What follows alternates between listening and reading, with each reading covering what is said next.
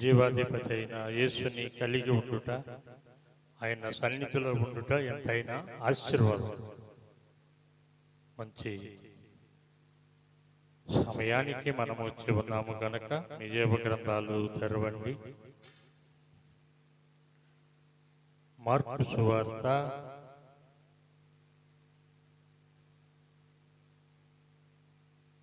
1వ అధ్యాయము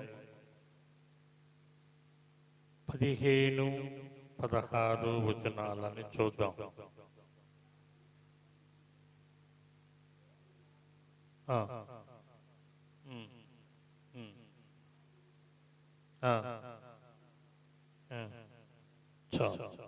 తర్వాత అందరూ కూడా నా వైపు చూడండి.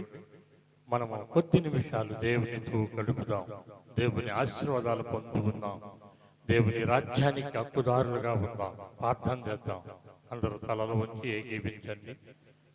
పరిశుద్ధుడా, మహోన్నతుడా, జీవాధిపతి, జీవము కలిగిన మా యేసు, నీకు వందనాలు, స్తుతులు, స్తోత్రాలు నాయన. నీ శ్రేష్టమైన నామాన్ని బట్టి నీకు వందనాలు. నిన్న నేడు ఏకరీతిగా ఉన్న దేవా, నీ రాజ్యానికి చిత్తపడతాను. నీ రాజ్యం ఎలాంటిదో మాతో మాట్లాడమని యేసు నామములో అడుగుతున్నాము తండ్రి, ఆమేన్. హల్లెలూయా, హల్లెలూయా. మరొకసారి చదవండి. కాలము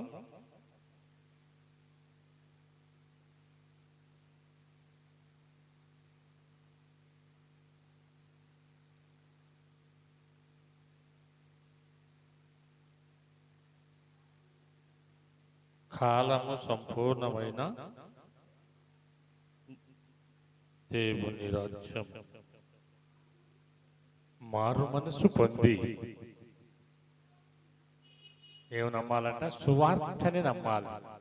సువార్త అంటే దేవుని మాటని నమ్మాలి. దేవుని రాజ్యానికి చేరాలి అంటే దేవుని మాటని నమ్మాలి. దేవుని మాటని నమ్మకపోతే సువార్తని నమ్మినా దేవుని మాటను నమ్మినా ఒకటే. ఈ రెండు జత కలిస్తే నీ హృదయంలో చేర్చబడితే నీవు దేవుని కుమారుడుగా, దేవుని కుమార్తెగా దేవుడు స్వీకరిస్తాడు. హల్లెలూయా. ఇది రాజ్యాలు చాలా ఉన్నాయి. ఈ లోకంలో చాలా రాజ్యాలు ఉన్నాయి. ఈ రాజ్యాలన్నీ కూడా కొంతకాలమే, కొన్ని సంవత్సరం కాలములే, కొన్ని దినాలు మాత్రమే ఉంటాయి ఈ రాజ్యాలు. ఎంతమంది నాయకులను చూసాం మనం, ఎంతమంది రాజులను చూసాం. గ్రేట్ అలెగ్జాండర్ అందరికీ తెలిసిన వాడు. యవన కాలంలోనే అనేక దేశాలను కొల్లగొట్టుకుని తన స్వధీనంగా చేసి ప్రపంచాన్ని గడగడలాడించిన వాడు అలెగ్జాండర్. అతని రాజ్యం కూడా ఏమైపోయింది అమ్మా? ఉందా? నిలబడ భూమి మీద నిలబడేది సృష్టికర్త అయిన యేసు రాజ్యమే. అది తరతరములకు ఆయన రాజ్యమే నిలబడింది. అనేక రాజ్యాలు మనం చూసాం. ఈ రాజ్యం కూడా నిలవదు. ఏ రాజునైనా తండ్రి, నా తండ్రియే దానిని రాజుగా చేయాలి. హల్లెలూయా. గాడిదలను ఎత్తుకుంటూ పోయినా సౌలుని రాజుగా చేశాడు. ఇశ్రాయేలు మొదటి రాజుగా. గొర్రెలు కాచుకుంటున్న దావీదుని తీసుకొచ్చి ఇశ్రాయేలుకు రెండో రాజుగా నియమించాడు. సొలొమోనుని నిర్మించాడు. రాజులను నియమించేది, రాజుల్ని తొలగించేది నా తండ్రి అయిన యేసు ప్రభువే. హల్లెలూయా, హల్లెలూయా. ఈ రాజ్యము ఎలాంటిదంటే తరతరములు ఉండే రాజ్యం, యుగ యుగములు ఉండే రాజ్యం. అలాగే అపోస్తుల కార్యంలోకి రండి. అపోస్తుల కార్యము 8వ అధ్యాయము 12వ వచనములో అపోస్తుడైన పౌలు మనకి కొన్ని మాటలు ఇక్కడ దాచిపెట్టి ఉంచాడు.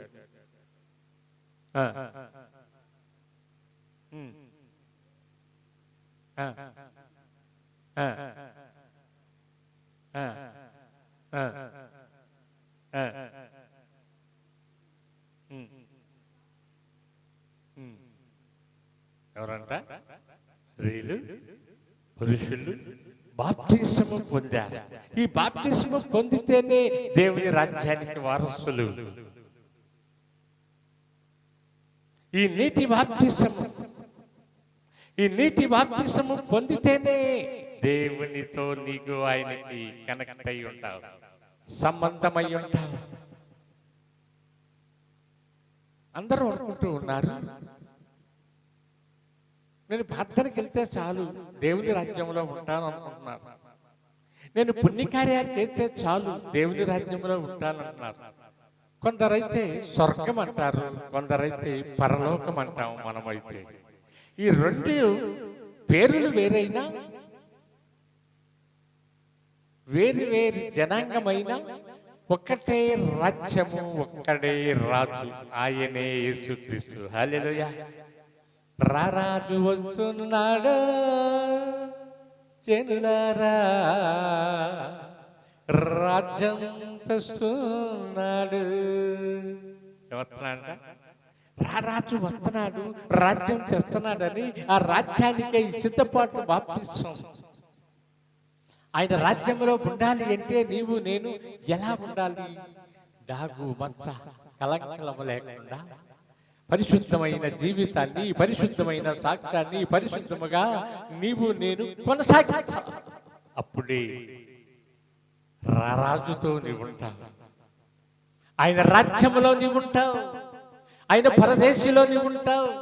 ఆయన చూపించిన ఆ కోట్లాది దూతలతో కలిసి యేసు పరిశుద్ధుడు పరిశుద్ధుడు పరిశుద్ధుడని స్తుతించే రాజ్యంలో ఉంటావు. అక్కడ ఏముంటుందో తెలుసా? నెమ్మది ఉంటుంది, సమాధానం ఉంటుంది, ఆనందం ఉంటుంది, సంతోషం ఉంటుంది. ఏది రాజ్యం? అది తరతరములు నా తండ్రి నియమించే రాజ్యం. అదే అపోస్తలుల కార్యం 19వ అధ్యాయంలోకి రండి. అపోస్తలుల కార్యము 19వ అధ్యాయము 8వ వచనం చూద్దాం. తర్వాత అప్పుడు సమాజ మందిరములోకి చేరి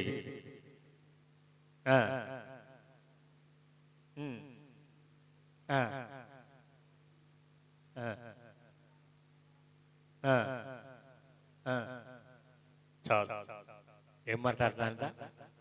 దేవుని రాజ్యం గురించి మాట్లాడుతున్నాడు ఒకటి, రెండోది ధైర్యంగా మాట్లాడుతున్నాడు, మూడోది దేవుని రాజ్యానికి బిడ్డల్ని సిద్ధపరుచుతున్నాడు. హల్లెలూయా, హల్లెలూయా. 3 పనులు చేస్తున్నాడు పౌలు గారు. దేవుని రాజ్యాన్ని గురించి ప్రకటిస్తున్నాడు, దేవునితో ధైర్యంగా ఉంటున్నాడు. అందుకే ఒక తాట అంటాడు కదా, నేను బ్రతుకుట క్రీస్తే, సావైతే లాభము. హల్లెలూయా. మనకు సావంటే ఎంత భయము. ఇప్పుడు ఎండలు వస్తున్నాయి, ఎండలు తీవ్రతంగా ఉన్నాయి అని టీవీల్లోనూ యూట్యూబ్లోనూ ఫోన్లలోనూ వార్తల్లోనూ అనేకమైన వార్తలు మనం వింటూ ఉన్నాం. ఏమని? ఎండ తీవ్రంగా ఉంది, ప్రాణ నష్టాలు జరుగుతున్నాయి అని. ఎండకే ప్రాణ నష్టాలు జరిగితే ఈ లోక తీవ్రతని తట్టుకోవటానికి, ఈ రాజ్యము నుండి తరతరములు ఉండే రాజ్యానికి చేరాలి అంటే నీవు ముందుగా ఒకటి చెయ్యాలి. ఏం చేయాలి? ఈ లోక ఆశల్ని పాతిపెట్టాలి, ఈ లోక కోరికల్ని నీటిలో దాచిపెట్టాలి. అప్పుడే నువ్వు ఎప్పుడైతే నీటిలో సమాధి చేసి నీ లోక ఆశలన్నీ సమాధి చేసి, లోక కోరికలన్నీ సమాధి చేసి, పరిశుద్ధమైన దేవుని కోసము నీవు బాప్తిస్మము పొంది నూతనమైన జీవితం, నూతనమైన రాజ్యములో నీవు చేరాలి అంటే ఏం చేయాలి? బాప్తిస్మం అనే కార్యక్రమాన్ని సమకూర్చాలి. అది దేవుని రాజ్యముగా వస్తుంది. అలాగే యోహాను సువార్త 18వ అధ్యాయంలోకి రండి. యోహాను సువార్త 18:36.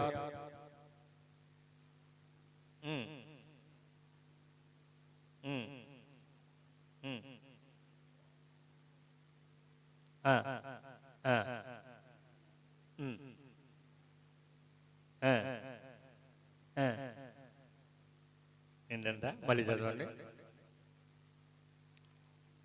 నా రాజ్యము ఆ, ఆ, ఆ. చాలు. ఏంటంటే నా రాజ్యము మీ పాపాల కోసము నేను అప్పగించబడ్డా, మీ అపవిత్రమైన పనుల కోసము అటిని కొట్టివేయడానికి నా పరిశుద్ధమైన రక్తముతో కడగబడ్డా, మిమ్మల్ని విమోచించుటకు, మిమ్మల్ని పరదేశి తీసుకువెళ్తానికి, నాతో ఉండుటానికి ఆయనే బలియాగమయ్యాడు గనుక ఈ రాజ్యము తరతరములు ఉండే రాజ్యం. ఈ రాజ్యం తరతరములు. ఈ లోక రాజ్యాలన్నీ అనేకమైనవి వచ్చాయి. లోకరంలో అనేక రాజులు వచ్చారు, అంతరించిపోయారు. కానీ ఈ రాజు నీవు ఏర్పరచుకున్న రాజు, నీవు రక్షణ పొందిన రాజు, నీకోసము ప్రాణం ఇచ్చిన రాజు, నీకోసము త్వరగా రాబోతున్న రాజు, ఆయనే తరతరములకు రాజు. హల్లెలూయా. అదే మార్కు సువార్తలోకి రండి. మళ్ళీ మొదటగా మార్కు సువార్త 10వ అధ్యాయం 14వ వచనాన్ని చూద్దాం. మార్కు సువార్త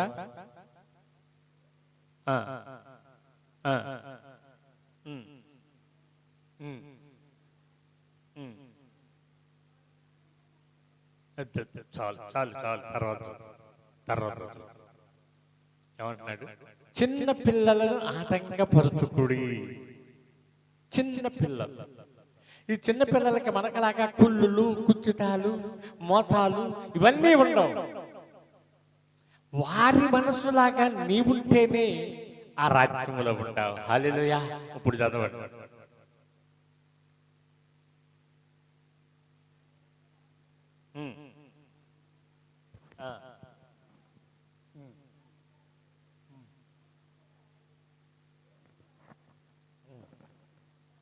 హల్లెలూయా.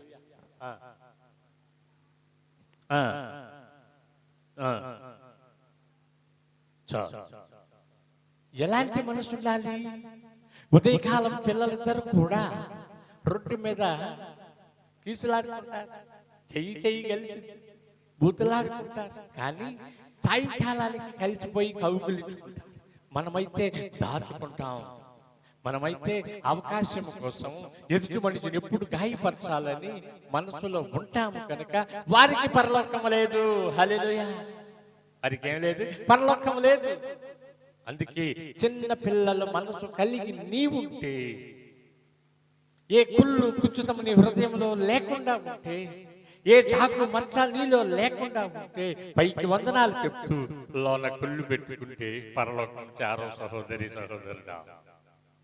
పైకి వందనాలు చెప్పి లోన ఆ కుళ్ళుని తీసివేయకుండా ఉంటే నీ శరీరమే కుళ్ళిపోతుంది. షుగర్ వ్యాధి కలిగిన వాడికి గాయమైతే అది మానదు. దానిలో కుళ్ళంతా తీసేసి గాయం కడితేనే మానుతుంది. అలాగే నీ హృదయంలో కుళ్ళంతా కూడా యేసు నామములో కడకబడాలి. యేసు నామములో కడకబడితేనే నీవు బాగుపడతావు, పరలోకం చేరతావు. గుడ్డివారు కేక వేశారు, అయ్యా దావీదు కుమారుడా, దావీదు కుమారుడా, నన్ను కరుణించయ్యా, నన్ను కనికరించయ్యా అంటే, నేను ఏమి చెయ్యి కోరుతున్నానని నీవు తలంచుతున్నావు, నాకు చూపు దయచేయ్యా. ఏమన్నాడు? అది ఏది అవసరమో దాన్ని అడిగాడు. మనమైతే అవసరం లేని కూడా దేవుడి దగ్గర శోధిస్తున్నాం, దేవుడిని శోధిస్తూ ఉన్నాం. నాకు అది కావాలి, ఇది కావాలి అని. అందుకే సృష్టికర్త అయిన దేవుడు అంటాడు, ఏది నీకు అవసరమో తాను ఎరిగి ఉండగా మేలు కలుగ చేయుట కొరకు నీ పక్కనే ఉండెను. ఏంటంట? నీకేది అవసరమో నా తండ్రికి తెలుసు. నీకు మేలు చేయాలని ఈ ఉపవాస గడిలో నీ పక్కనే ఉండి నీ కోరికలు సిద్ధింప చేయాలి అని, నీ ఆలోచనలు సఫలపరచాలని, నీ కుటుంబాన్ని దీవించాలని, నీ ప్రాంతాన్ని దీవించాలని ఆయన ఎలా ఉన్నాడు? నీ పక్కనే ఉన్నాడు. ఎక్కడ? నీ పక్కనే. నీ పక్కనే ఉన్న ఆయన్ని వదిలేసి ఎక్కడెక్కడికో తెగిన గాలిపటంలాగా వెళ్ళిపోతూ ఉన్నావు. నీకొక యేసు నామం అనే దారం ఉండాలి. యేసు నామం అనే ఒక గూడు ఉండాలి. యేసు నామం అనే ఒక సేవకుడు ఉండాలి. యేసు నామాన్ని ఉచ్చరిస్తూ నీవుంటే నీవెక్కడుంటా? రాజా నీ సన్నిధిలోనే ఉంటానయ్యా, మనసారా ఆరాధిస్తూ బ్రతికేసానయ్యా అని పాడతాం.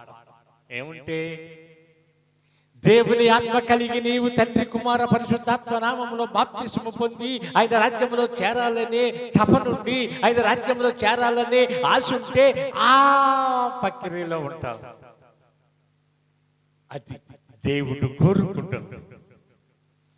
నీ కథంతా మార్చేయాలంటే ఆయనే. నీ జీవితంలో ఒక మార్పు రావాలంటే ఆయనే. మునుపటి కన్నా ఇప్పుడు నీవు ఈ 2026 5వ మాసము దాటిపోకమునిపే నీవు సృష్టికర్త అయిన దేవుడిని అంగీకరిస్తే నిత్య రాజ్యములో ఉంటావు. హల్లెలూయా, హల్లెలూయా. అలాగే రోమీయులకు రాసిన పత్రిక 14వ అధ్యాయము 17వ వచనంలోకి రండి.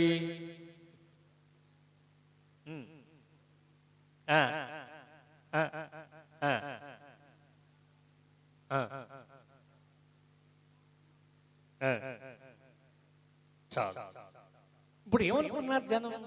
బైబిల్ పట్టుకోగానే భోజనం వస్తుంది, ప్రార్థన చేయగానే కానుక వస్తుంది, ఇదే ఇదే అనుకుంటున్నారు. ఆయన ఏమన్నాడు తెలుసా? ఇది కాదురా బాబు, నీలో నీతి ఉండాలి, నీలో సబ్జెక్ట్ ఉండాలి. నీ విశ్వాసాన్ని పొదిగించుకుని అనేక మందికి మాదిరికరంగా ఉండి సృష్టికర్త అయిన దేవుడిని పరిచయం చేస్తూ దేవుని దగ్గరికి పిలుస్తూ దేవుని రాజ్యాన్ని గురించిన వార్తలని వారికి కూడా అందించాలి. ఆ ఫలాలు నీవు కాదు, వారికి కూడా పంచాలి. హల్లెలూయా. అది దేవుని రాజ్యము. నీవే తింటాం, ఏమి తిందుమా, ఏమి తాగుతామా, ఏమి ధరించుదుమా అనేది కాదు. దేవుని రాజ్యము యుగ యుగాలు ఉండే రాజ్యం, కదిలించలేని రాజ్యం. అందుకే 91 కీర్తనలు అంటాడు కదా మోషే భక్తుడు, అయ్యా మా తరతరములు నివాసము నీవే. ఎవరంట? తరతరములు నీవే నివాస స్థలము. నీవు తప్ప మాకెవరున్నారయ్యా, నీవు తప్ప మాకెవరున్నారు అంటున్నాడు. ఎవరు? 120 సంవత్సరాలు బతికిన మోషేగా 40 సంవత్సరాలు ఇశ్రాయేల్ ప్రజలతో ఇస్కించబడిన వాడు, దేవుడితో ముఖాముఖిగా మాట్లాడిన వాడు అంటున్నాడు. ఏమన్నాడు? నీవే మాకు తరతరములకు దిక్కు నీవేనయ్యా, మా విమోచన ధనము నీవే, మమ్మల్ని పోషించేవాడివి నీవే, సంరక్షించేవాడివి నీవేనని 100వ కీర్తనలో పలికినట్టుగా ఇక్కడ మోషే భక్తుడు కూడా అంటూ ఉన్నాడు. ఎందుకో తెలుసా? ఆయనే దేవుడని రుచి చూసి తెలుసుకున్నవాడు మోషే. పిలుపుకు లోబడ్డవాడు మోషే. ఎన్నో ఆటుపోటులు వచ్చాయి మోషేకి, ఎన్నో ఆటుపోట్లు, ఎన్నో నిందలు, ఎన్నో ఎన్నో ఎన్నో ఇసుకించబడ్డాడు. కానీ నీవుంటే నాకు చాలు యేసయ్యా, నీ బిడ్డలను నడిపిస్తానయ్యా, నీ మేఘ స్తంభము చాలయ్యా, నా ముందు ఉన్న ఎర్ర సముద్రం పాయలైపోతుందయ్యా. యేసయ్యా యేసయ్యా అని నీ తండ్రిని వేడుకుంటూ ఇశ్రాయేలు ప్రజలని ఐగుప్తు నుండి నడిపిస్తూ పగల మేఘ స్తంభముగా రాత్రి అగ్ని స్తంభముగా వెనక పరో సైన్యము తరుముచూ ఉన్నా దండవక జడియక యేసునామాన్ని ఉచ్చరించగానే తండ్రిని వేడుకోగానే ఆరిన నేలన్న చేశాడు. చప్పట్లు కొట్టి దేవుని మహిమపరచు, చప్పట్లు కొట్టి దేవుని మహిమపరచు. ఎందుకో తెలుసా? అలాంటి మోషే అంటున్నాడు, అలాంటి మోషే అంటున్నాడు, తరతరములకు నీవే మా దేవుడు అయ్యా. ఏంటంట? తరతరములకు నీవే మా దేవుడివి. అదే మార్కు సువార్తలోకి రండి, మళ్ళీ వెనక్కి.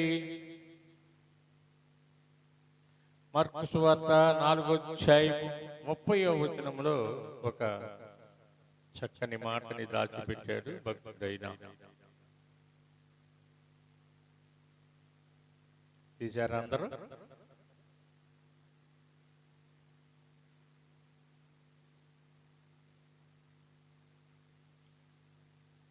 నాలుగో అధ్యాయము 30వ వచనం, పేజీ నెంబరు 34.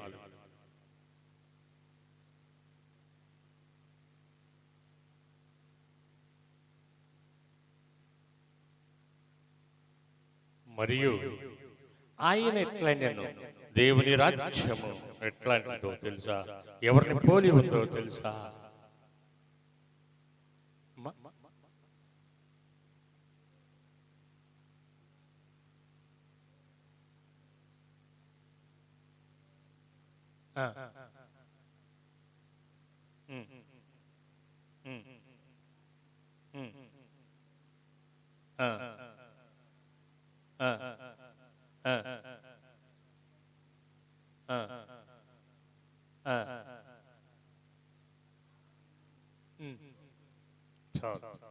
ఏంటంట?